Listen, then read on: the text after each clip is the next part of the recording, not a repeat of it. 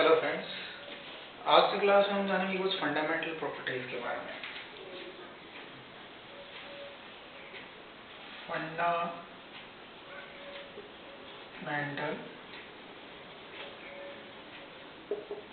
Property basically जो fundamental properties होती है वो 7 टाइप्स की होती है।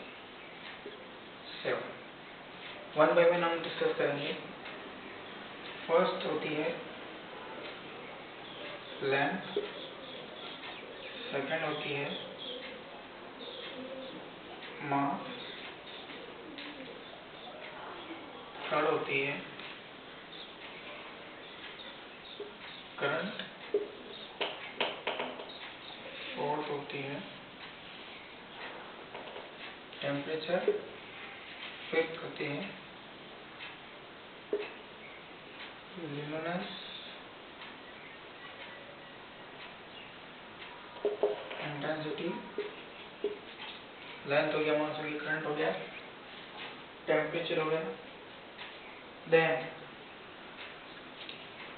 टाइम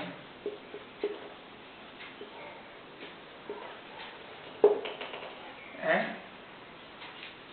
मूव, या फिर इसको लिख सकते हैं अमाउंट ऑफ सब्सटेंस। अब इसकी ऐसा यूनिट क्या होगी, जैसे इसको डिनोट करते हैं, लेंथ को करते हैं एल से, इसकी ऐसा यूनिट हो जाएगी मीटर। ये स्टैंडर्ड यूनिट है, ऐसा ही मतलब स्टैंडर्ड यूनिट है जिसको ऑल ओवर वर्ल्ड में यूज किया जाता है। मास को डिनोट करते हैं एम से, इसकी ऐसा यूनिट हो जाएगी केजी।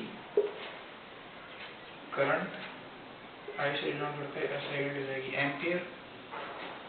टेम्परेचर टी से यूनिट ऐसा यूनिट होती है केल्विन। ये यहाँ पे याद रखना कि इसकी ऐसा यूनिट है वो होती है केल्विन, डिग्री सेल्सियस नहीं होती है, ऐसे की होती है केल्विन। ल्यूमिनेंस इंटेंसिटी की होती है कैंडेला। टाइम को टी से डिनोट करते हैं, इसकी ऐसा यूनिट होती है, ऐसा यूनिट होती है वो है सेकेंड।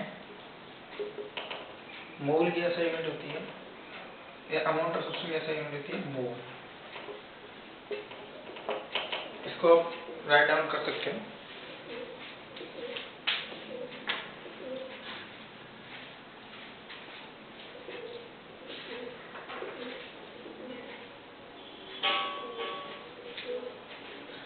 अब इसके बाद अपन डिस्कस करेंगे प्रीफिक्स, मतलब जो ऐसा यूनिट के लिए प्रीफिक्स यूज होते हैं उसके बारे में। तो आइए देखते हैं कौन से प्रीफिक्स हम यूज करते हैं।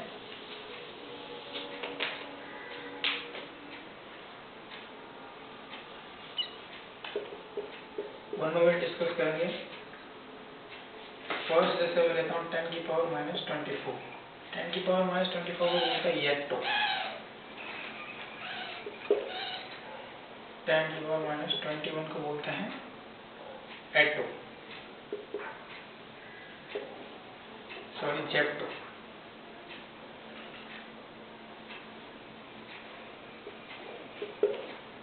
इसको बोलते हैं एटो।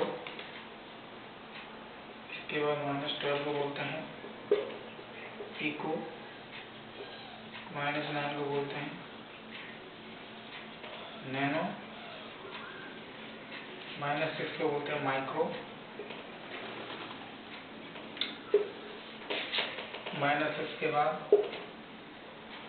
-3 को बोलते हैं मिली, और -2 को बोलते हैं सेंटी। -1 को बोलते हैं डेसी, एंड देन 10 को बोलते हैं डेका। इसका सिंबल है स्मॉल वाई। ये सिंबल भी आपको ध्यान रखना अच्छे से, कभी कभी सिंपल 1 मार्क के क्वेश्चन से पूछे जाते हैं। येक्टो को स्मॉल वाई, जेक्टो को small z, small a, small p, small n, micro को म्यू। ये याद रखना, माइक्रो को स्मॉल एन नहीं है, माइक्रो को म्यू। मिली का है स्मॉल एन, सेंटी का हो गया सी, डेसी का डी, और डेका का हो गया डी ए। ठीक है, ये तो कुछ माइनस के टर्म हो गए। अपन देखते हैं प्लस के टर्म। नाम थोड़ा बहुत चेंज होगा, ज्यादा डिफरेंस है नहीं। जिसको एक दो बार आप लिख के याद करोगे तो इजीली लर्न हो जाएगा। तो 10 का क्या हो गया था, वापस देख लेते हैं। 10 का हो गया था डेका,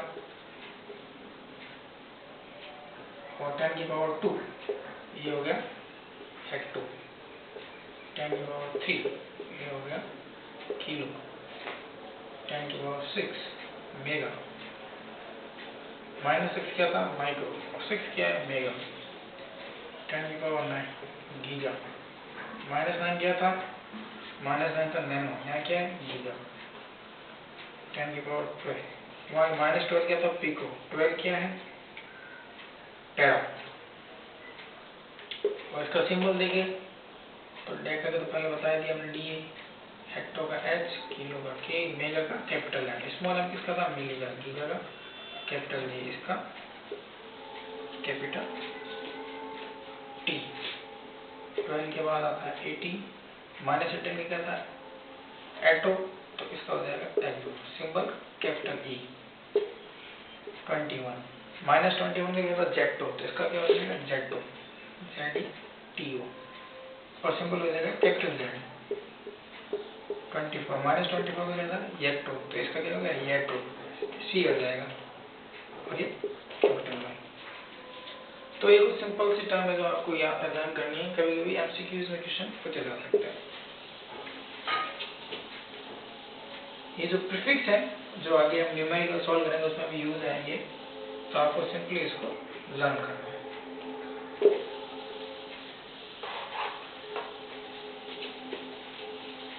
इसके बाद हम पढ़ने वाले हैं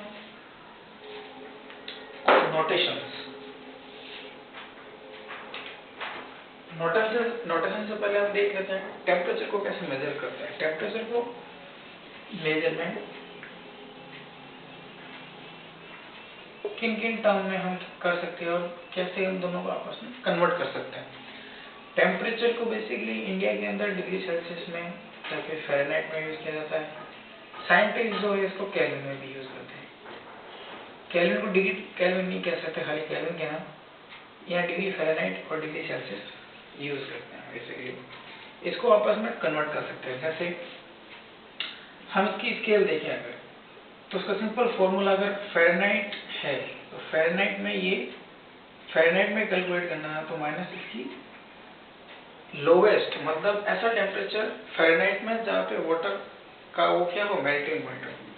तो फ़ारेनहाइट में 32 डिग्री फ़ारेनहाइट में वाटर जो होता है वो मेल्टिंग पॉइंट होता है वाटर का, कौन हाईएस्ट हो गया 212 - 32, ये हाईएस्ट वो पॉइंट है जहाँ पे वाटर बॉयल होता हो। इसको अगर डिग्री सेल्सियस में कैलकुलेट करना है तो हमारे डिग्री सेल्सियस में अगर देखें तो टेम्परेचर 0 डिग्री सेल्सियस पे जो है इसका मेल्टिंग पॉइंट है। अगर आइस को अपन फ्रीज से निकाल के 0 डिग्री सेल्सियस पर रख दें तो वो धीरे मेल्ट होने लगेगा। तो वो 0 डिग्री सेल्सियस क्या होगा, इसके डिग्री सेल्सियस पे लोएस्ट स्केल का वो टेम्परेचर जहाँ पे वाटर मेल्ट होता हो, और हाईएस्ट मतलब जहाँ पे वाटर बॉयल होता है। और डिग्री सेल्सियस में देखें तो वाटर बॉयल होता है 100 डिग्री सेल्सियस में।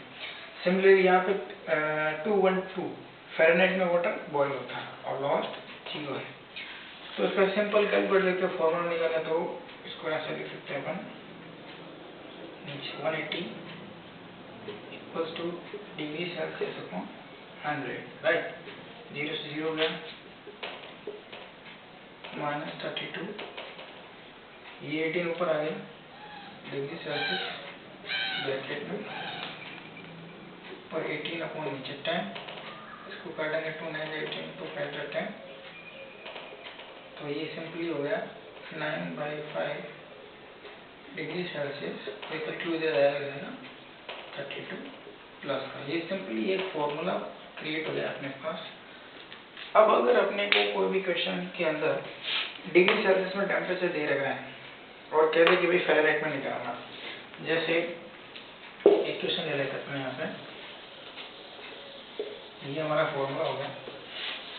क्वेश्चन दे दिया भाई टेम्परेचर है मान लो 10 डिग्री सेल्सियस और आपको पूछ ले फ़ारेनहाइट में, तो कैसे कन्वर्ट करेंगे फ़ारेनहाइट में, 9/5 डिग्री सेल्सियस टेम्परेचर कितना देंगे 10 डिग्री सेल्सियस प्लस 32, तो 5 × 5 5 × 10 18 प्लस 32 8 9 10 3 4 5 50 डिग्री फ़ारेनहाइट, ये अपना आंसर होता है। सिंपली ऐसे क्वेश्चन कभी भी पूछे जाते हैं तो इसको कन्वर्ट कर सकते हैं। ये तो हो गया इसका।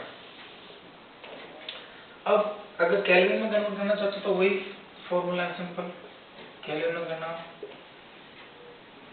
तो केल्विन का सिंपली होता है बेसिकली कि कोई भी टेम्परेचर डिग्री सेल्सियस में दे रखा हो तो उसमें 273.15 प्लस डिग्री सेल्सियस कर दो।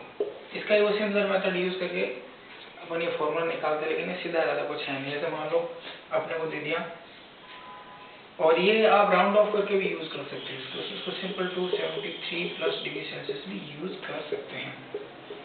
जैसे मान लो अपने को डिग्री सेल्सियस में टेम्परेचर दे रखा है 37, टेम्परेचर दे रखा 37 डिग्री सेल्सियस, राइट, या फिर 27 दे रखा। तो केल्विन में कितना रहेगा 273 प्लस 27 10 10 300, आंसर क्या गया 300 केल्विन। Simply execution. कई बार न्यूमेरिकल्स में ये यूज आते हैं, डायरेक्ट क्वेश्चन तो नहीं पूछा जाता है, लेकिन न्यूमेरिकल्स में कई बार ये यूज आ जाते हैं।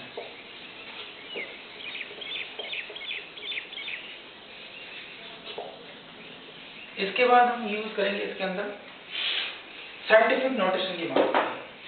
क्या होता है साइंटिफिक नोटेशन? साइंटिफिक नोटेशन ये बेसिकली जो लेबोरेटरी के अंदर चीजें यूज होती है वो बहुत ही लेस अमाउंट में यूज होती है। उसके लिए साइंटिस्ट को बहुत मिलीग्राम माइक्रोग्राम इनमें डील करनी पड़ती है। इसलिए साइंटिस्ट ने एक ऐसा नोटेशन क्रिएट किया जिससे कैलकुलेशन इजी हो। जैसे हम बात करें साइंटिफिक को बेसिक फॉर्मूला होता है इसको कैलकुलेट करने का 10 × 10⁻n। ये कोई भी नंबर हो गया और ये हो गया एक्सपोनेंट, राइट। ऐसे अपन मजे करते। जैसे मैं कोई एग्जांपल लेता हूँ, कोई एक एग्जांपल 0 इसको इतना बड़ा लिखना साइंटिस्ट के लिए बहुत टाइम कंज्यूमिंग है। इसको सिंपली अगर इस टर्म में लिखे कैसे लिखेंगे 2 × 10⁻1 2 3 4 5। ये तो एक सिंपल सा एग्जांपल हो गया इसके लिए। कोई भी लॉन्ग टर्म को शॉर्ट में करके कैसे अपन यूज कर सकते हैं। इसके कुछ रूल्स होते हैं कि कैसे उनको राउंड ऑफ किया जाता है, कैसे लिखा जाता है, वो सब अभी हम यहाँ पे डिस्कस करने वाले हैं। इन रूल्स को कैसे यूज कर सकते हैं, जैसे मैं बात करूँ सबसे पहले मल्टीपल और एडिशन की। मल्टीपल और डिवाइड। मल्टीपल डिवाइड की बात करूँ, जैसे मैंने वही कोई भी एक टर्म मैंने लिया 4.2 × 3.1। अगर मैं सिंपली इसको मल्टीप्लाई कर 3.12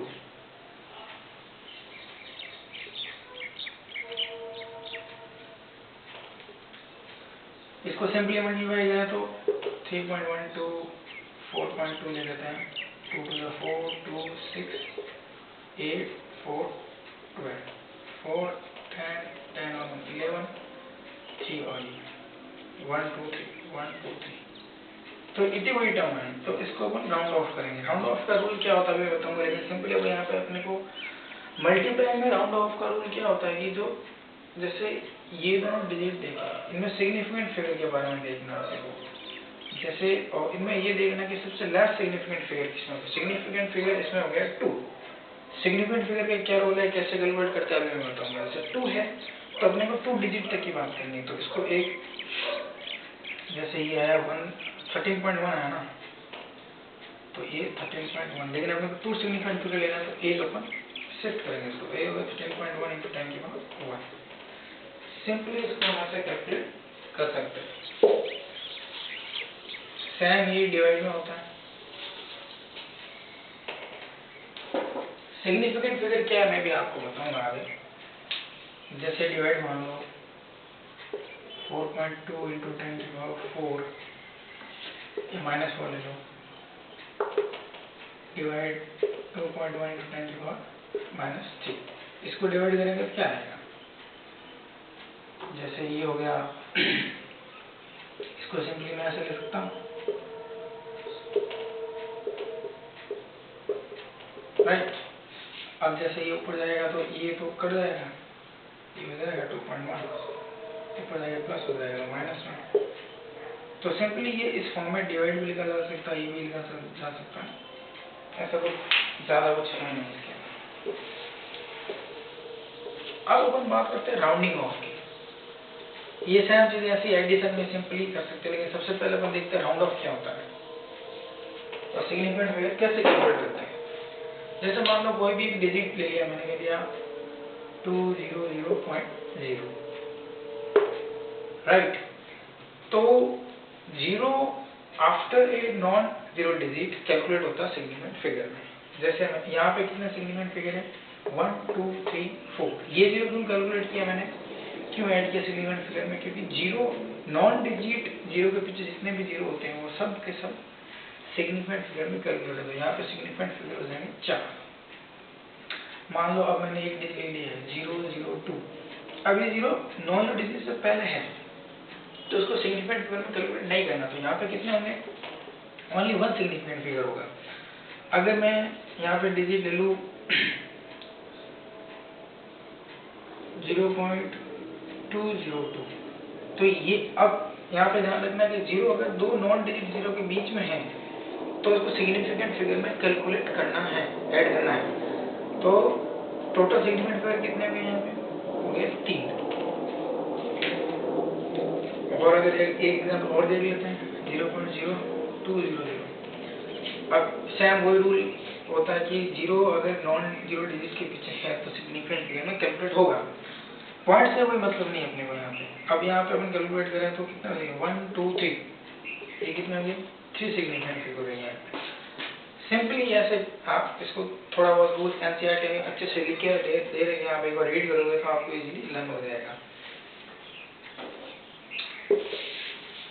और अपन कुछ एक्यूरेट डिजिट की अगर बात करें, जैसे मान लो मैंने कह दिया 20x, तो 20x एक एक्यूरेट नंबर है, इसका सिग्निफिकेंट फिगर कितना हो जाएगा, इनफाइनाइट। क्योंकि सिग्निफिकेंट फिगर क्या मेजर करता है, सिग्निफिकेंट फिगर मेजर करता है एक्यूरेसी ऑफ द रिजल्ट। तो इसकी एक्यूरेसी 100% है। सिग्निफिकेंट फिगर का मतलब क्या हुआ, जैसे मान लो कोई भी एक कैलकुलेशन है, उसको 10-15 लोग कैलकुलेट कर रहे हैं और उसमें से आंसर जो आएंगे बहुत क्लोज आ रहे हैं, तो वो उसके मतलब जितने ज्यादा सिग्निफिकेंट फिगर होंगे उतनी ज्यादा एक्यूरेसी होगी। तो यहाँ पर इनफाइनाइट सिग्निफिकेंट फिगर तभी तो इसकी एक्यूरेसी कितनी है 20x, ये बिल्कुल एक्यूरेट है, 20x है तो है, तो इसका सिग्निफिकेंट फिगर कितना होगा इनफाइनाइट। तो मतलब ये स्टेटमेंट सही होगा कि जितने ज्यादा सिग्निफिकेंट फिगर होता रिजल्ट उतना ही एक्यूरेट होगा। इसलिए जो एक्यूरेट नंबर होते हैं उनके सिग्निफिकेंट फिगर कितने होते हैं इनफाइनाइट, जैसे 20x, 2 बॉल, 3 बॉयज, इनका सिग्निफिकेंट फिगर क्या हो जाएगा इनफाइनाइट हो जाएगा, क्योंकि ये नंबर बिल्कुल एक्यूरेट है। अब यहाँ पे दो टर्म और यूज की है, एक्यूरेसी एंड प्रिसीजन। एक टर्म है एक्यूरेसी और एक है प्रिसाइज। बहुत ध्यान से देखना आप इसको कि इन दोनों टर्म में क्या डिफरेंस है। मान लो मेरे पास एक कोई भी रिजल्ट है, मैंने ले लिया 4 ग्राम, 4 ग्राम मेरे पास कोई ये रिजल्ट है। अब उसको कैलकुलेट करते हैं तो मेरे पास एक रिजल्ट आया 3.95, 3.93, 3.92, 3.96। तो ये क्लोज तो है इसके, लेकिन ये आपस में बहुत ज्यादा क्लोज है। ये बहुत ध्यान से सुनना है आपको इसको कि क्या होता है दोनों टर्म। जैसे मैंने कहा 4 ग्राम मेरे पास एक कोई एक्यूरेट रिजल्ट है और मैंने कैलकुलेट वैल्यू की है कैलकुलेशन से, वो ये वैल्यू, ये वैल्यू जो है आपस में बहुत ज्यादा क्लोज है, 0.1 का ही फर्क है, ज्यादा कुछ डिफरेंस है नहीं। तो ये वैल्यू आपस में क्लोज है, रिजल्ट के भी क्लोज है हालांकि, लेकिन इन वैल्यू को अपन क्या करेंगे प्रिसाइज करेंगे। मतलब ये वैल्यू आपस में इतनी क्लोज होती है जो वैल्यू जो रिजल्ट आया, और वो रिजल्ट बार बार एक ही वैल्यू के आसपास आ रहा है, तो बिल्कुल एक्यूरेट तो नहीं आ रहा, लेकिन एक ही वैल्यू के आसपास आ रहा है 95, 93, 92, 90, इनका एवरेज देंगे तो लगभग 3.94 आएगा। 3.94 तो एक्यूरेट तो है नहीं, लेकिन फिर भी इसके पास आ रहा है। तो ये क्या हुआ, ये इसको कहेंगे प्रिसाइज वैल्यू। प्रिसाइज वैल्यू वो वैल्यू होती है कि अपन जो रिजल्ट फाउंड करते हैं वो एक ही आंसर के आसपास बार बार सेम वैल्यू आना, उसी को कहते हैं प्रिसिजन। एक्यूरेसी क्या हुआ, जैसे मैंने मान लिया मैंने कोई रिजल्ट निकाला तो ये आया 3.99, या फिर मेरा रिजल्ट आया 4.001, तो ये क्या बिल्कुल इसकी क्लोज है, मतलब ये भी एकदम एक्यूरेट वैल्यू है। तो ये सिंपल सा डिफरेंस था दोनों के बीच में, ज़्यादा कुछ है नहीं।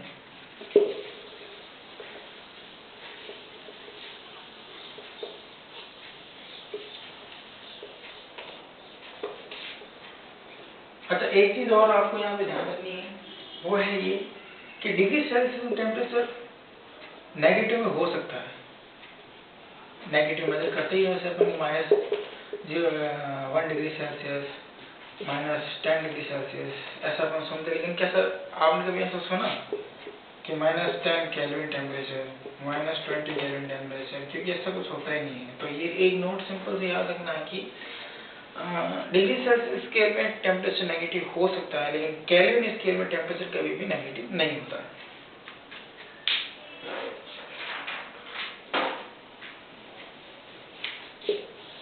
अब हम बात करते हैं राउंडिंग ऑफ की।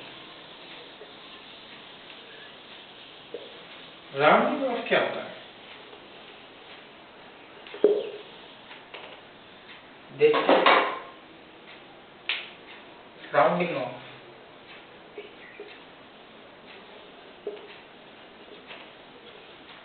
किसी भी डिजिट को कैसे राउंडिंग ऑफ करते हैं। राउंडिंग ऑफ का मतलब जैसे कोई एक डिजिट ले लिया हमने, जैसे मैंने पाई की वैल्यू ले ली, पाई को क्या लिख सकते हैं 3.14 डॉट बहुत कुछ आगे बहुत सारी वैल्यू 3.14749 मान लो। तो इतनी बड़ी डिजिट लिखने के बजाय अपन एक राउंडिंग ऑफ वैल्यू लेंगे। ये तो एक सिंपल एग्जांपल लिया, जैसे मैंने आपको यहाँ पे एक कोई भी टर्म दे दी, मैंने मान लिया x = 3.141, तो अपने को क्या करना है कि लास्ट डिजिट हटा देनी है। अगर लास्ट डिजिट 5 से कम है, ये वाली लास्ट डिजिट, ये अगर 5 से कम है तो सिंपली लास्ट डिजिट हट जाएगी और इसके पास वाली वैल्यू में कोई चेंज नहीं आएगा। ये तो पहला एग्जांपल हो गया। दूसरा मैं एग्जांपल ले लिया y = 3.47। अब ये जो डिजिट है ये 5 से ज्यादा है, 5 से ज्यादा होते इससे जो प्रीवियस वैल्यू होगी, पहले वैल्यू, ये वैल्यू 1 से बढ़ जाएगी, तो 1.54, ये इसका राउंडिंग ऑफ हो गया। इसको अपन ऐसे लिख सकते हैं, क्योंकि जो अगर ये रूल्स है आपको सिंपल याद रखना, अगर लास्ट वैल्यू 5 से कम है तो कोई चेंज नहीं आएगा, लास्ट वैल्यू अगर 5 से ज्यादा तो पहले वाली वैल्यू 1 से बढ़ जाएगी। कितना आ जाएगा 3.1। यहाँ पे कंफ्यूज नहीं होना कि हमेशा पॉइंट का 2 डिजिट आएगा, ऐसा कुछ नहीं है। जैसे मैं अगर वैल्यू 3.14247 ये देगी, तो अपनी लास्ट वैल्यू क्या होगी, अब ये होगी। अब ये लास्ट वैल्यू अगर मैं हटाऊंगा तो आंसर क्या है 3.1425, ये आ जाएगा और ये वैल्यू आ जाएगी। तो ऐसा दिमाग में बिल्कुल सेट नहीं करना कि हमेशा पॉइंट के बाद 2 डिजिट है या 3 ही आएगी। जितना दे रखा उसके अकॉर्डिंग क्या करना है, लास्ट वैल्यू देखनी है। अगर 5 से छोटी है तो कुछ नहीं करना, हटा देनी है। अगर 5 से ज्यादा है तो लास्ट वैल्यू हट जाएगी, लेकिन पहले वाली वैल्यू क्या हो जाएगी, 1 से बढ़ जाएगी, 1 ऐड हो जाएगा इसके अंदर। और तीसरी बात यहाँ पे याद रखने की वो है ये कि अगर लास्ट वैल्यू 5 हो तो जगह 7.475 है, ये लास्ट वैल्यू क्या है 5, तो आपको एक प्रीवियस वैल्यू देखना। अगर ये वैल्यू ऑड है, 7 एक ऑड नंबर है, तो ये 1 से इंक्रीज हो जाएगा, ये क्या 7 की जगह क्या हो जाएगा 8 हो जाएगा।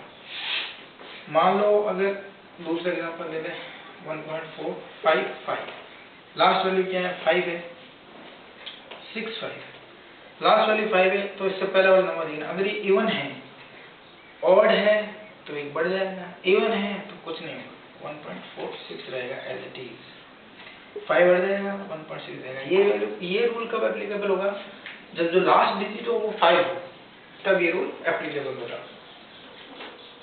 अगर समझ नहीं आ रहा तो वीडियो को आप दोबारा शांति से देखें और एनसीईआरटी की रीडिंग आप एक बार जरूर लगाएं। बाकी आगे अपन इस चैप्टर्स के क्वेश्चन करेंगे तो उसमें इजीली समझ आ जाएगा। क्योंकि केमिस्ट्री की लैंग्वेज थोड़ी हार्ड होती है, एनसीईआरटी इजीली समझ आती है, लेकिन जब क्वेश्चन करते हैं, जब होने लगते हैं तो बहुत इजीली हो जाते हैं और समझ में भी आने लग जाती है। ऐसा कुछ डिफिकल्टी लेवल इसके अंदर है नहीं। आज का वीडियो यहीं तक। अगले वीडियो में कुछ लॉज के बारे में पढ़ेंगे, उसके बाद ये जो हमारा चैप्टर है ये खत्म हो जाएगा और कुछ इसके क्वेश्चन एनसीईआरटी के और बाहर के क्वेश्चन जो कॉम्पिटिटिव एग्जाम में पूछे जाते हैं वो भी हम करेंगे। Thank you.